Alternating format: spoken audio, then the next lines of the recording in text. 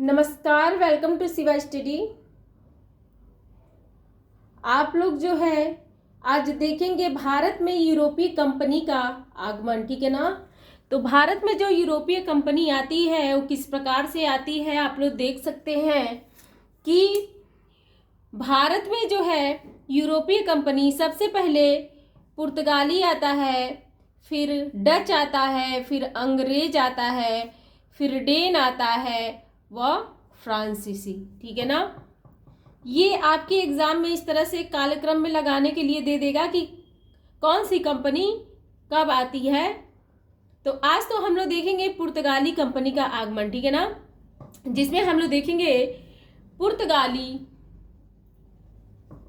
पुर्तगाली कंपनी का आगमन या फिर पुर्तगालियों का जो है हमारे देश में आगमन। पुर्तगालियों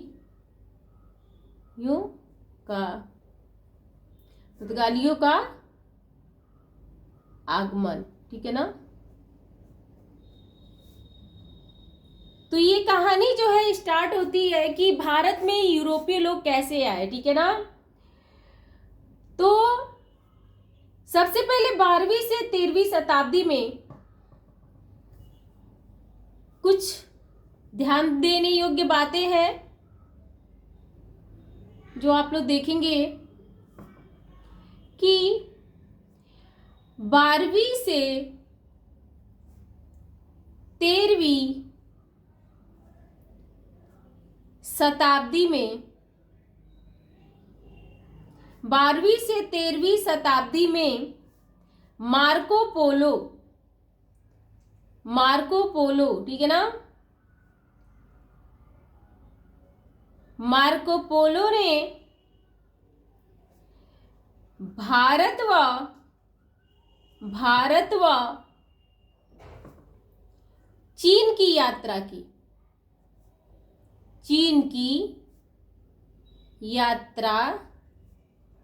ठीक है ना।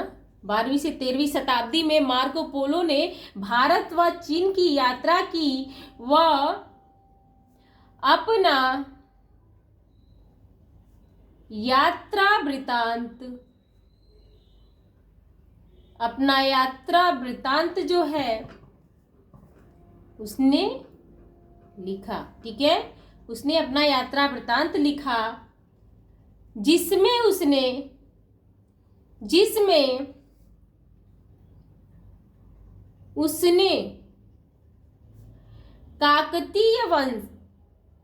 काकतीय वंश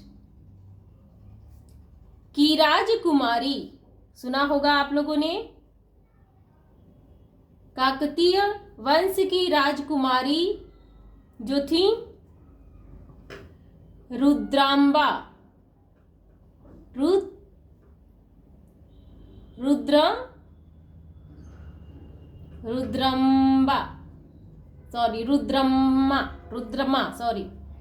रुद्रमा देवी, ठीक है। रुद्रमा देवी का मार्को पोलो ने अपने यात्रा वृत्तांत में क्या है कि उल्लेख किया। ये 12वीं से 13वीं शताब्दी में जो मार्को पोलो है वह भारत व चीन की यात्रा करता है और उल्लेख करता है अपने यात्रा वृत्तांत में काकतीय वंश की राजकुमारी रुद्रमा देवी का, ठीक है ना। इसके यात्रा वृत्तांत ने, ठीक है ना, आगे हम लोग देखेंगे इस यात्रा वृत्तांत ने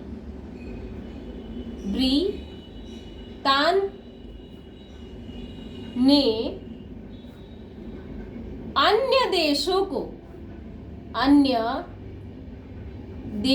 को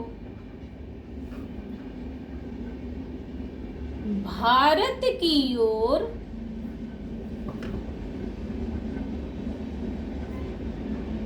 आकर्षित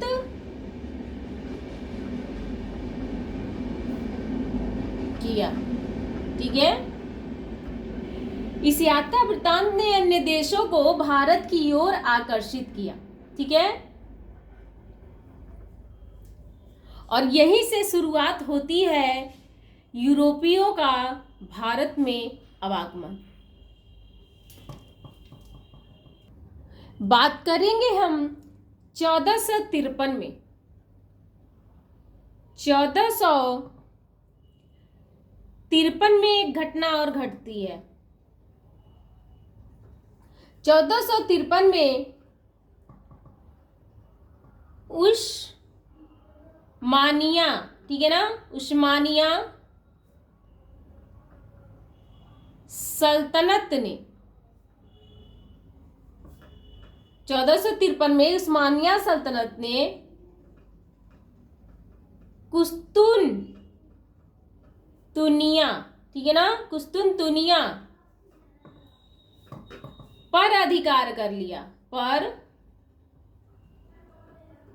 अधिकार कर लिया, ठीक है ना। 1453 में उस्मानिया सल्तनत ने कुस्तुनतुनिया पर अधिकार कर लिया और इस प्रकार से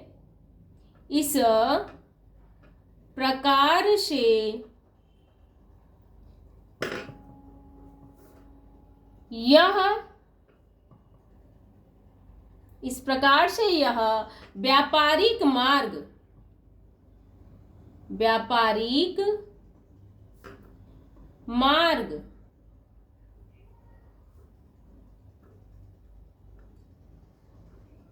इस प्रकार से यह व्यापारिक मार्ग जो था, ठीक है ना, अन्य देशों के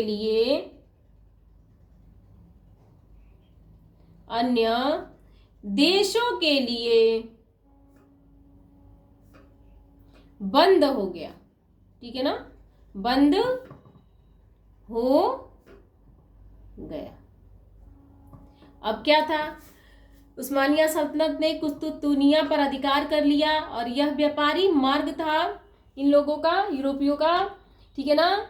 तो इन्होंने जो क्या है कि अब इनके व्यापारिक मार्ग जो है बंद हो गए और इस क्रम में इनको नए व्यापारिक मार्गों की आवश्यकता थी। तत्पश्चात आप लोग देखेंगे कि फिर क्या होता है, 1487 में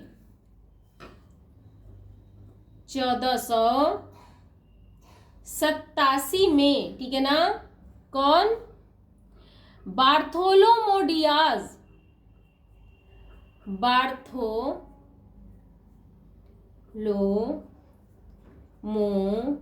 डियाज, ठीक है ना, यह कौन था, तो यह एक पुर्तगाली था, ठीक है ना, जो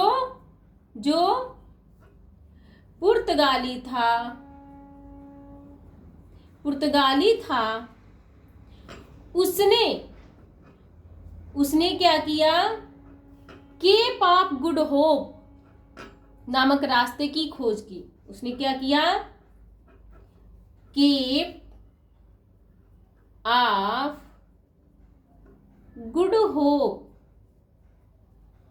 ठीक है, की खोज की, ठीक है। 1487 में बार्थोलोमो डियाज जो पुर्तगाली था, उसने केप ऑफ गुड होप की खोज की। यह एक प्रकार का रास्ता था।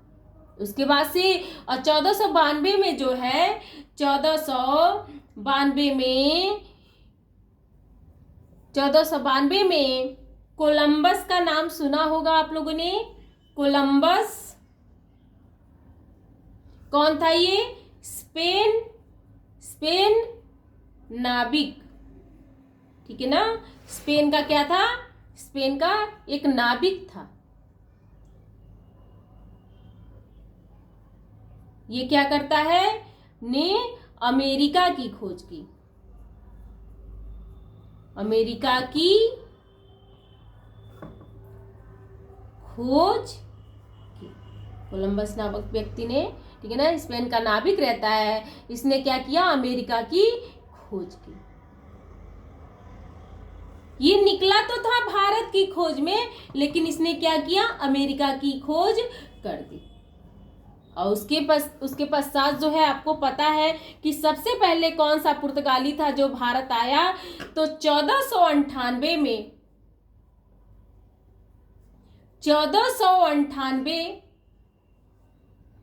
में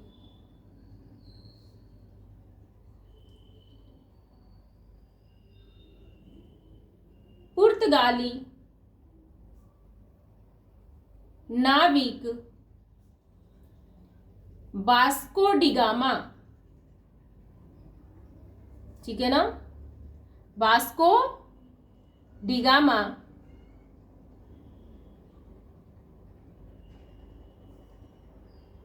ने भारत के समुद्री मार्ग